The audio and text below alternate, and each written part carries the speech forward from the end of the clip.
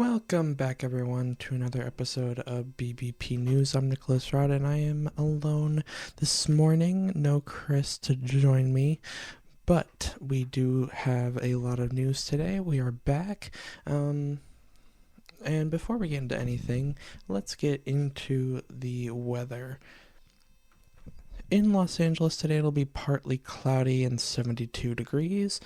In Houston, Texas, mostly clear with a high of 82 degrees. In Chicago, partly cloudy with a high of 55. And in New York City today, it will be clear with a high of 51 degrees. Now, you might be wondering, if you are a constant listener to the show, why we didn't have an episode out yesterday. Well, there was a combination of things, really. We had some technical difficulties when it came to getting everything together and getting everything recorded, so that definitely did not help the situation. The other major reason why this is coming out a day later than usual is because there were actually some pretty big ticket items and stories that were just coming out yesterday that I wanted to save and get into the show as soon as possible. So we waited it out an extra day, and now we're back with a Tuesday show this week. But that won't become a normal thing. Obviously, that next week the show will be back to Monday as always. But when it comes to an intro, I really don't have too much to say. It's been busy, to say the least. Between college and everything else I've been doing, just trying to get everything done. With the news, things have been crazy. There's been so much going on, like I said, and like you'll see as we get into the episode here and all the stories. But honestly, it's just been, busy. And truthfully, I don't mind that. Relaxing's nice. And this is something that we've brought up before on the show. Relaxing is nice, it is. But sometimes you need to have a period where you're just constantly busy. Because, you get to feel productive. You get to feel like you're getting things done. And, it just feels good. If you understand what I'm talking about there. When it gets too slow-paced and when everything kind of slows down too much and just becomes too stagnant, you don't feel like you're really getting anything done. You don't feel like you're really doing anything. And I don't like that feeling at all. I like to feel like I'm accomplishing something. I like to feel like I'm getting something done a lot of the time. I have my points where I need to rest and where I want to relax and want to just enjoy myself. But I also have a lot of periods where I'm like, I just want to feel like I'm doing something. I want to feel as if I'm being productive, and this week has definitely provided that. No doubts about that. But without any further talk or, rambling or anything on my part, let's get into the episode because we have a lot to get into. So first we'll start out with the weekly COVID-19 update, and the 7-day average for new cases in the United States is about 73,300 per day. The 7-day average for new daily hospitalizations is about 5,000, and the latest 7-day average for daily deaths is about 1,000. At this point in time, the United States is averaging about 300,000 first-time COVID-19 vaccinations per day. More than 25 million people have received a COVID-19 booster shot so far, and as of mid-last week, more than 900,000 children ages 5 to 11 had received their first shots of the COVID-19 vaccine. Now, switching over to testing a little bit, last week, the FDA issued a Class 1 recall on a certain group of Ellume at-home COVID-19 tests. Now, if you're unaware of what Class 1 means, it is the most severe recall class that is issued.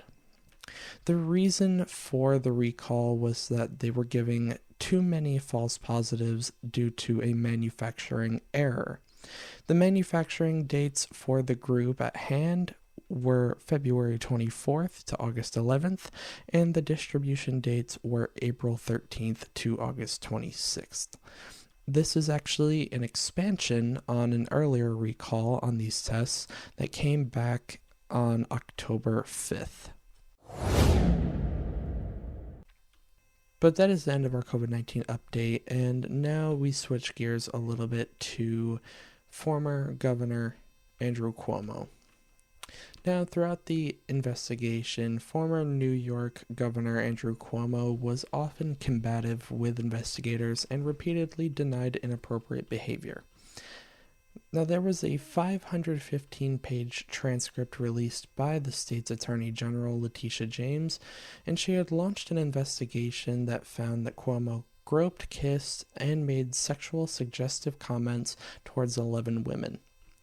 A former Cuomo aide, Brittany Camiso, who claims Cuomo groped her in the governor's mansion, made the most disturbing claims against the former governor, but Cuomo told investigators that it never happened, saying, quote, "It would be an act of insanity to touch a woman's breast and make myself vulnerable to a woman for such an accusation," end quote.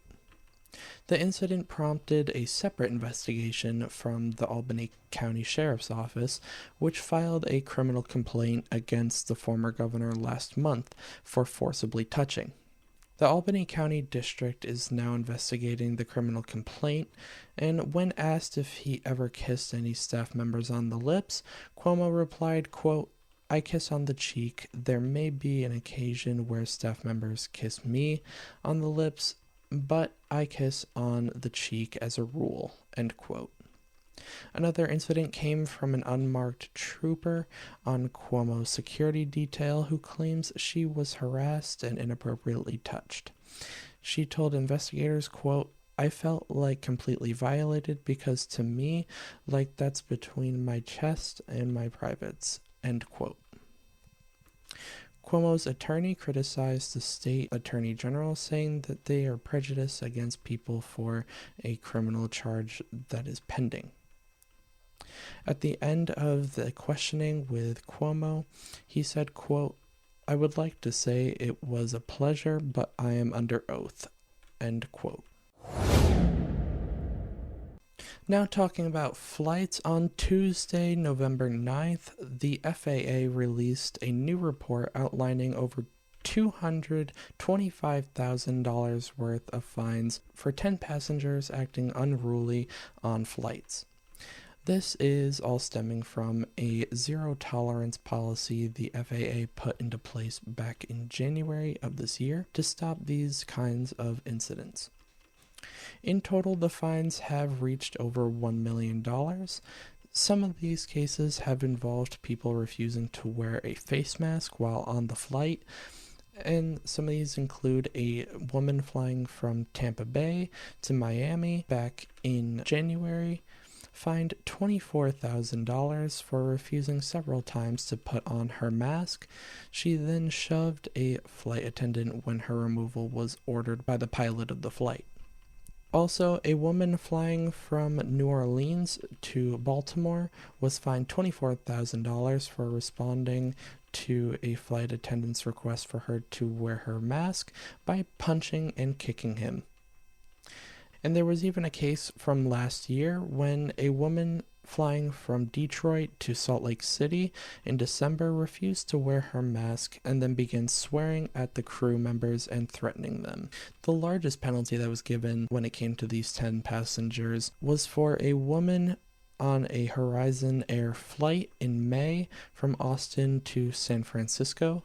She was fined $32,000 for punching her husband and son, throwing trash at flight attendants, and committing other unruly actions. The FAA says that overall the number of cases of unruly passengers has dropped sharply since they introduced this new policy. However, they also believe that there is more that can be done to bring that number down even more. Those that receive an enforcement letter from the FAA have 30 days to respond to the agency. Now, moving to Capitol Hill, the House Select Committee investigating the attack on the Capitol on January 6th has continued calling on Trump administration employees to answer questions and submit documents from that day. However, this process has not been smooth, as several people who worked for the former president have refused to speak a word about that day. One of the most notable is Steve Bannon, who acted as an advisor to the former president. He refused to show up after being subpoenaed by the committee and was charged with 2 counts of contempt of Congress for that refusal. Bannon was officially indicted last week and released on his own recognizance on Monday. Now, another member of former President Trump's staff could be facing the same charges. This is Trump's former chief of staff, Mark Meadows, who refused to show up to the hearing on Friday, the date given on the subpoena. Meadows was issued a warning on Thursday to comply with the subpoena, but still refused. Both Meadows and Bannon have claimed executive privilege protects them from having to comply with the subpoena, but the verdict on that is still very much out. Former President Trump currently has a case in the U.S. Court of Appeals in the D.C. Circuit to determine whether he qualifies for executive privilege. That case alone is a questionable one at this point, and the case won't be heard until the 30th of this month. With that case being undetermined, the possibility for these former staff members to use executive privilege as a defense is completely up in the air, and we will have to wait for the court's ruling before we can even begin to put the puzzle together. In the meantime, Representative Benny Thompson, Representative Liz Cheney, and Representative Adam Schiff have all made statements saying that they will be moving for Meadows to be charged with contempt of Congress, just like Bannon. Now we have a child tax credit update. The November payment for the child tax credit was sent out yesterday, and there are some things that the IRS wants you to be aware of. The payment is going out to about 36 million families across the country and totals about $15 billion. A majority of people are receiving their payment through direct deposit. However, there are some that are receiving it through paper check. For those that are receiving it by paper check, the IRS says to be patient and that it might take until the end of the month for your check to arrive. The IRS also says that if you want to change your information so that you can receive your December payment through direct deposit, you can do so through the portal on the IRS website. However, you should make sure to make this change by November 29th, as that is the deadline for changes on the December payment. Speaking of deadlines, yesterday marked the deadline for non-filers to sign up for the child tax credit. If you don't file a tax return but wanted to sign up for this child tax credit, that window is now officially closed, so you will be unable to do so at this point. The IRS also wants you to know that if you did not receive your payments in July, August, September, or October, you will still get the full amount for those months. Half of the total will be given to you this month, and you will receive the other half in December. December will be the final payment for 2021, and it will be coming on the 15th. Now, the real big ticket item that really pushed this episode to this morning is the fact that the bipartisan infrastructure bill was officially signed into law. After months of intense debate, negotiation, and voting, as well as waiting, the $1.2 trillion bipartisan infrastructure bill finally made it through Congress and to President Biden. Now that bill is law, as the president officially signed the bill during an event on the White House lawn yesterday afternoon. In case you aren't aware of what is in this bipartisan bill, here is a little bit of a breakdown. It includes $550 billion in new spending over the next 5 years. It funds all kinds of traditional infrastructure projects across the country, like $110 billion to rebuild roads and bridges, $73 billion to rebuild the power grid, $65 billion for high-speed internet/broadband, $66 billion for improvements to railways and freight cars, $55 billion to clean up the national water pipes and remove lead pipes, $39 billion to improve public transit, $29 billion for improvements to airports, and $7.5 billion to build electric car charging stations, just to name a few. Spirits were high and speeches upbeat as President Biden prepared to put this plan into motion. There were speeches from Democratic Senator Kyrsten Sinema, Republican Senator Rob Portman, House Speaker Nancy Pelosi, Senate Majority Leader Chuck Schumer, Vice President Kamala Harris, and several business leaders from across the country. All of their speeches congratulated both parties for getting this package passed, and in a bipartisan way at that. In attendance were several governors, both Democratic and Republican House representatives and senators, cabinet members, and business leaders, just to name a few. With the bill now signed, we move into the implementation stage of the process. During his speech, President Biden announced that former New Orleans Mayor Mitch Landrieu would be put in charge of that implementation of the package.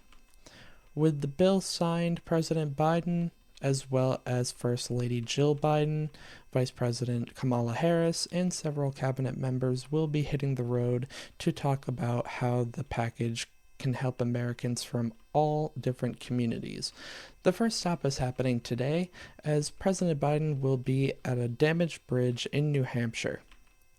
He will then visit General Motors and an assembly facility for electric vehicles in Detroit on Wednesday, and then they will continue from there. Next up on President Biden's agenda is getting the Build Back Better plan passed, which remains in the House as debate continues. As it stands, that bill would cost about $1.85 trillion. In her speech yesterday, House Speaker Nancy Pelosi did say that they are hoping to have that bill passed through the House this week. But now moving into rapid news, closing arguments have concluded in the murder trial of Kyle Rittenhouse, and jury deliberations are beginning today. And radio host Alex Jones has been ruled liable for damages in the lawsuits of parents from the Sandy Hook shooting victims, with Jones saying that the shooting was a hoax. There will be a hearing coming up to determine just how much he will have to pay in those damages. But now moving into good news, and I just have a full-on wacky story this morning that I had to share because it blew my mind from the moment I began reading it. So, the story that I have is about an 80-year-old man, Mike Palin, who can still lift 800 pounds. Yes, you heard me. An 80-year-old man is lifting 800 pounds. Now, he started out when he was 12 years old, when his father was working on building a bench. And there was some leftover cement that he was able to use as, kind of like dumbbells. And so he just started lifting. And he never stopped. Back in his prime, he was kind of doing lifts as if he were going to go for the Olympics. And he actually would have been quite close. In his prime days, he was lifting about 235 for the snatch and about 315 for the clean and jerk, which are three different events in powerlifting in the Olympics. Well, not too long before that, or right around that same time actually, one of the world's and history's best powerlifters was lifting not too much more than that. He was, the one with the world record was from the US, and he was lifting about, it was 350 for the clean and jerk and 280 for the snatch. So really, Palin wasn't far off. Well, today, like I said, he's still lifting about 800 pounds. 765 was reported in the article, and he's continuing to move himself back up towards that 800 mark and beyond.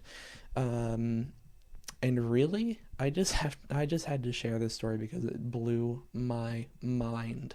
An 80-year-old basically defying any stereotypes that you attribute to people at that age. A lot of 80-year-olds you'd imagine are, wearing down, or like calming down, I should say. Maybe not wearing down necessarily, but calming down. They're not looking to lift 800 pounds or lift crazy amounts. When you reach 80 years old, oftentimes you'll see people that age just trying to relax and trying to enjoy their time and enjoy their life.